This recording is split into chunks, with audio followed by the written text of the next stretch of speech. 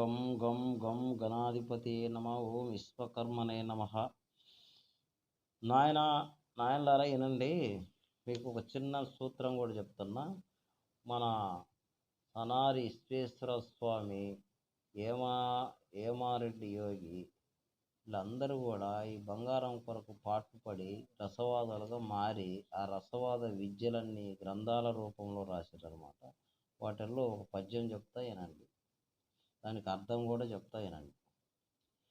బింబ ఫలము నుండి బిగువైన రసముండు, బింబ ఫలము నుండి బిగువైన రసముండు, పసిడి కొరకు తిరిగి పాటుపడేది, సత్తు ఎచ్చజేసి సాధింపలేరా అని పద్యం చెప్పింది. సత్తు ఎచ్చజేసి సాధింపలేరా అని అన్నాడు. అంటే బింబ ఫలము నుండి బిగువైన రసము నుండు అంటే బింబ ఫలం అంటే ఏంది? నిమ్మ ఫలం అనుకోబాకండి. బింబ ఫలం అంటే దొండకాయ. బింబ ఫలము దొండకాయ అన్నమాట. ఈ దొండకాయలో 1 కేజీ దొండకాయలు, ఏ దొండకాయలు అవి కూడా చెప్తున్నా, మన తినే దొండకాయలు కాదు, తినే దొండకాయలు అయితే కాదు.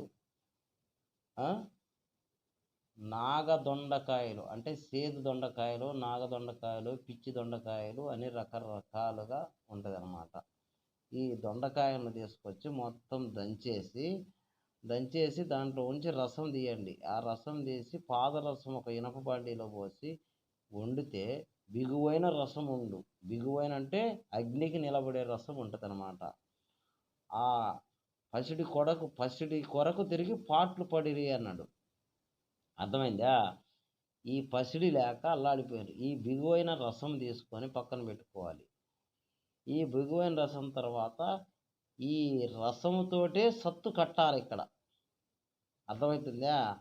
ఈ బిగువైన రసం తీసి సత్తు ఎచ్చజేసి సాధింపలేరా అని అన్నాడు. అర్థమైంది మీ అందరికీ? రసముతోటే సత్తును కట్టాలి ఇక్కడ అనేదాన్ని పెట్టినామాట. ఆ అగ్నిజయానికి నిలబడ్డ రసాన్ని తీసి 3 భాగాలు రసం అయితే 1 భాగం సత్తు పెట్టాలి, శుద్ధి చేసిన సత్తు. 1 భాగం శుద్ధి చేసిన సత్తు పెట్టి దుందించుకుంటే సత్తు మంచిగా కట్టుంటుంది. ఆ సత్తుని తీసుకొని కాపరు కరిగించి కాపరు మీనేస్తే కాపరు క్లియర్ అయిపోద్ది నాయన. ఇది యోగం. ఓకేనా? Okay. Shri Vishwakarma వైవర్తన videos,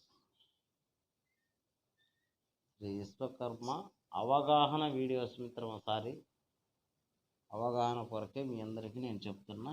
okay. జై విశ్వకర్మనే నమః.